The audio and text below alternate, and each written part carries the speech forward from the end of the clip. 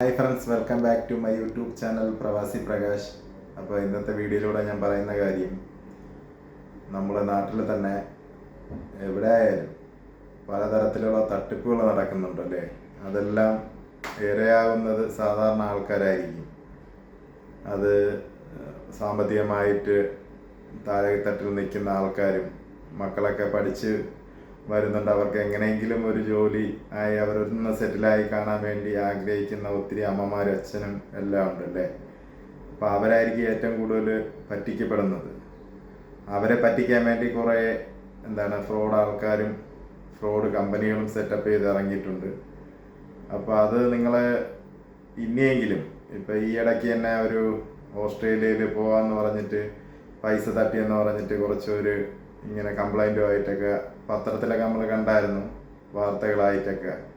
സാധാ ആൾക്കാരാണ്, അവരെ കുറ്റം പറഞ്ഞിട്ട് കാര്യമില്ല. പക്ഷേ ഇനിയെങ്കിലും നമ്മൾ എല്ലാവരും ശ്രദ്ധിക്കേണ്ട ഒരു കാര്യമാണ്, നമ്മളൊരു ആൾ വന്ന് പറഞ്ഞു, ഇല്ലെങ്കിൽ ചിലപ്പോൾ ഇതിനെ വേറെ ഒരാൾ, ഇപ്പം നിങ്ങളുടെ അടുത്ത് അറിയാവുന്ന ആരെങ്കിലും ആയിരിക്കും ആദ്യം ആ കൺസൾട്ടൻസി അല്ലെങ്കിൽ ആ ആൾ എവിടെയെങ്കിലും വർക്ക് ചെയ്യുന്ന നല്ല പോഷ് കാറിലൊക്കെ വന്നിറങ്ങും, നല്ല സ്പ്രേ ഒക്കെ അടിച്ചിട്ട് നല്ല ടിപ്പ് ടോപ്പിലായിരിക്കും വന്നിറങ്ങി. അവരെ ആദ്യം കൺവിൻസ് ചെയ്തിട്ടായിരിക്കും നിങ്ങളോട്ട് ചൂണ്ടയിടുന്നത്.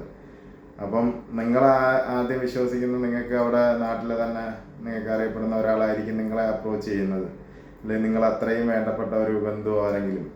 അപ്പോൾ അവർക്കും അറിയില്ല, അവരെ ആദ്യം കൺവിൻസ് ചെയ്ത് അവർക്ക് അതും അല്ലെങ്കിൽ ചിലപ്പം നാട്ടിൽ വേണ്ടപ്പെട്ട ആരൊക്കെങ്കിലും ഇവർ കമ്മീഷനോ വല്ലതൊക്കെ ഒന്ന് വാഗ്ദാനങ്ങളൊക്കെ ചെയ്തിട്ട് ആയിരിക്കാം ഇവർ നിങ്ങളിലോട്ട് വരുന്നത്, നിങ്ങളെപ്പോലെയുള്ള ആൾക്കാരുടെ. അപ്പം എന്ത് ചെയ്യും, അച്ഛനും അമ്മയും നേരെ അത് വിശ്വസിച്ച് വീടും പണയം വെച്ച് ലക്ഷങ്ങൾ ആദ്യം കൊടുക്കും. എന്നിട്ട് നിങ്ങൾ ആ കമ്പനിയെ പറ്റി ആരടുത്തും ഒന്ന് വെളിയിൽ പറയരുത്.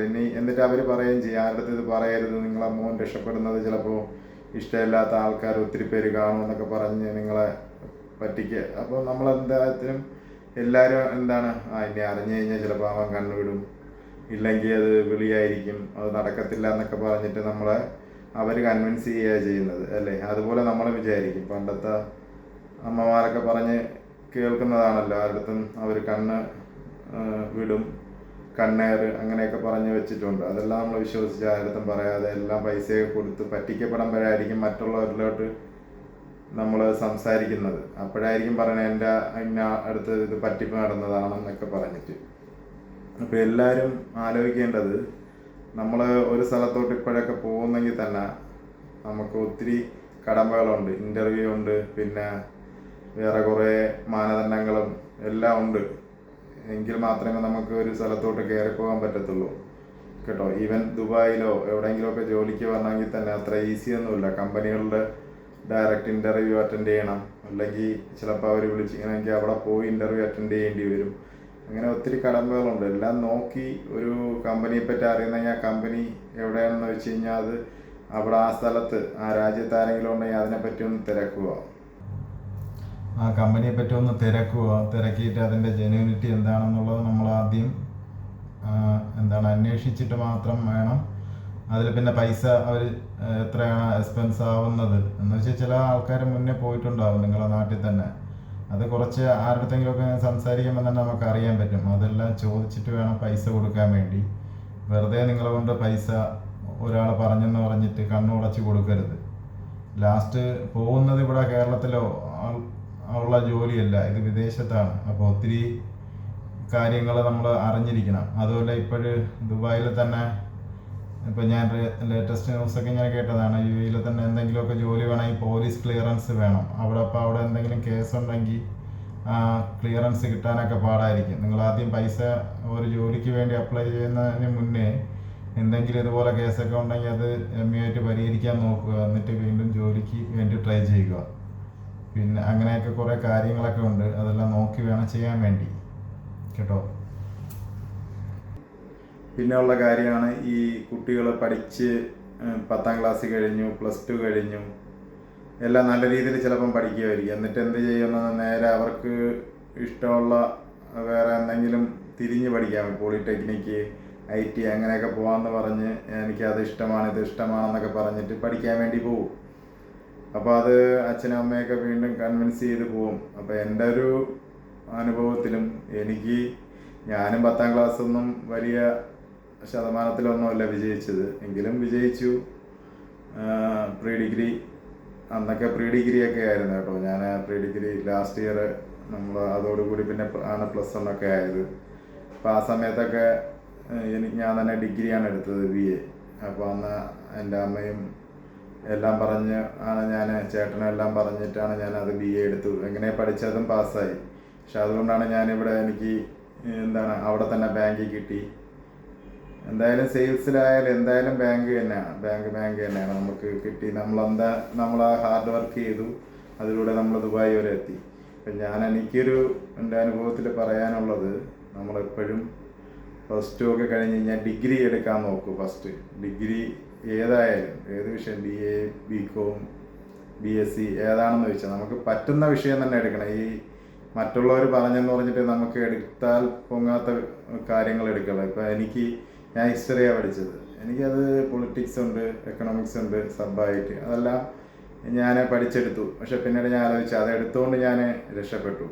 അപ്പം അതുപോലെ നമുക്ക് പറ്റുമെന്നുള്ള വിഷയം എടുക്കുക, അതിൽ നമ്മൾ ഡിഗ്രി എടുക്കുക. ഡിഗ്രി മസ്റ്റായിട്ട് എടുത്തിരിക്കണം മക്കളെ. കുട്ടികൾ കേൾക്കുന്നെങ്കിൽ ഞാൻ അവരോടാണ് പറയുന്നത്. എന്ന് വെച്ചാൽ അത് വേണം. ഡിഗ്രി ഉണ്ടെങ്കിൽ മാത്രമേ നമുക്ക് എവിടെ ആയാലും, ഇപ്പം ഇപ്പം പിള്ളേരൊക്കെ ചിലപ്പം നമ്മളെ കമ്പനിയിലൊക്കെ വരാറുണ്ട്. അപ്പോൾ അതിലൊക്കെ അവർ ഡിഗ്രി ഇല്ലെങ്കിൽ ചിലപ്പം തഴഞ്ഞ് പോകുന്നുണ്ട് കേട്ടോ. ഡിഗ്രി എപ്പോഴും ഇല്ലാതെ പോളിടെക്നിക്ക് കൊണ്ട് പലരും എഞ്ചിനീയറിംഗ് പഠിക്കും, നേരെ പോകുന്നത് വേറെ ജോലിക്കായിരിക്കും. അപ്പോൾ അതിന് കിട്ടുന്നത് ചിലപ്പം ചെറിയ സാലറിയിലൊക്കെ ആയിരിക്കും. അതിനൊക്കെ ഡിഗ്രി ഉണ്ടെങ്കിൽ എവിടെയും ഡിഗ്രി വില തന്നെയാണ്.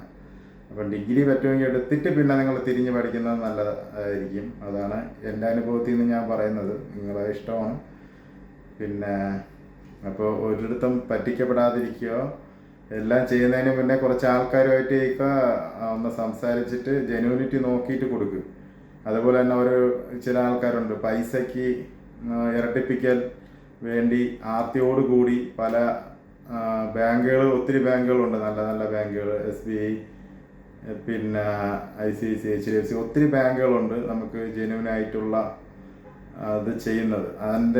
അതിനെല്ലാം കളഞ്ഞിട്ട് ഒരു 6.5 6.5% കിട്ടുന്ന സ്ഥാനത്ത് FD ഇട്ടിട്ട് 12-13 തരാമെന്ന് പറയുമ്പോൾ ചെറിയ തട്ടിക്കൂട്ട് സ്ഥാപനങ്ങളിൽ കൊണ്ടുപോയി പൈസ ഇട്ടിട്ട് കുറച്ച് ദിവസം കഴിഞ്ഞിട്ട് അതിൻ്റെ ഫ്രണ്ടിൽ തന്നെ പോയി വിളിച്ചുകൊണ്ടിരിക്കുന്ന ആൾക്കാരെ നമുക്കറിയാം. അപ്പം അതുകൊണ്ട് കുറച്ച് പൈസയും കുറച്ച് ആർത്തി കാണിക്കാതെ നമുക്ക് കിട്ടുന്ന ജെന്യൂനായിട്ട് ഗ്യാരണ്ടി ആയിട്ടുള്ളിടത്ത് പൈസ കൊണ്ടിടും കേട്ടോ. ഇല്ലാതെ വെറുതെ കൊണ്ടുവന്നിട്ട് ഓരോ സ്ഥാപനങ്ങൾ കൊണ്ടിട്ടിട്ട് പിന്നെ അതെല്ലാം തട്ടിച്ചുകൊണ്ട് അവരങ്ങ് പോയിട്ടൊരു ഭയങ്കര വാർത്ത വരും. അവരെ തൂക്കി കൊല്ലത്തൊന്നുമില്ല. അവർ കുറച്ച് കാലം കഴിഞ്ഞിട്ട് അവർ പാപ്പറെന്നോ എന്തെങ്കിലുമൊക്കെ പറഞ്ഞിട്ട് അവർ രക്ഷപ്പെട്ട് വേറെ രാജ്യത്തോട്ടോ അവർ സുഖമായിട്ട് ജീവിക്കും. നിങ്ങളെ ഫ്രണ്ടിൽ കൂടെ തന്നെ നിങ്ങൾക്കൊന്നും ചെയ്യാൻ പറ്റത്തില്ല അത് കേട്ടോ. അതുകൊണ്ട് എല്ലാം നോക്കിങ്ങന്നും പൈസ ഡെപ്പോസിറ്റ് ചെയ്യാൻ ആർത്തിക്ക് ഒരിക്കലും കാണിക്കരുത്. ഉള്ളത് വെച്ച് കയ്യിലുള്ള പൈസ നമ്മൾ നല്ല രീതിയിൽ അറിഞ്ഞൊരു ബാങ്കിൽ, ജെന്യൂൻ ബാങ്കിൽ, ഗവൺമെൻറ് ബാങ്കിൽ കൊണ്ട് ഡെപ്പോസിറ്റ് ചെയ്യുക. അതും റെപ്യൂട്ടഡ് ആയിട്ടുള്ള ബാങ്കുകളിൽ കേട്ടോ. നിങ്ങളെ പൈസയും പോകത്തില്ല, നിങ്ങൾക്കത് ഇൻട്രസ്റ്റും എല്ലാം കിട്ടും. പിന്നെ ഈ ആവേശത്തോട് 12, 13, 14% തരാം, ഇല്ലെങ്കിൽ ഞാൻ 1,00,000-ന് 10,000 രൂപ ഇൻട്രസ്റ്റ് ചെയ്യാന്ന് പറഞ്ഞാൽ അതൊക്കെ നിങ്ങൾക്ക് ഒരിക്കൽ 10,000 കിട്ടുള്ളൂ. ആ മുതൽ ഉൾപ്പെടെ പോകും. അപ്പം നോക്കിയൊക്കെ നിങ്ങൾ ഇൻവെസ്റ്റ് ചെയ്യുക. അതെല്ലാം നോക്കിയും കണ്ടൊക്കെ ചെയ്യില്ലെങ്കിൽ പിന്നീട് കരഞ്ഞിട്ടൊന്നും കാര്യമില്ല കേട്ടോ, ഒന്നും നടക്കത്തില്ല. അപ്പോൾ ഇതൊക്കെയാണ് എനിക്ക് ഈ വീഡിയോയിലൂടെ പറയാനുള്ളത്. എല്ലാവർക്കും വീഡിയോ ഇഷ്ടമായി കഴിഞ്ഞാൽ ഷെയർ ചെയ്യുക, ലൈക്ക് ചെയ്യുക, കമൻറ്റ് ചെയ്യുക. എൻ്റെ എല്ലാ വീഡിയോസും കണ്ട് പറ്റുമെങ്കിൽ ഒന്ന് സപ്പോർട്ട് ചെയ്യുക കേട്ടോ. Thank you for watching.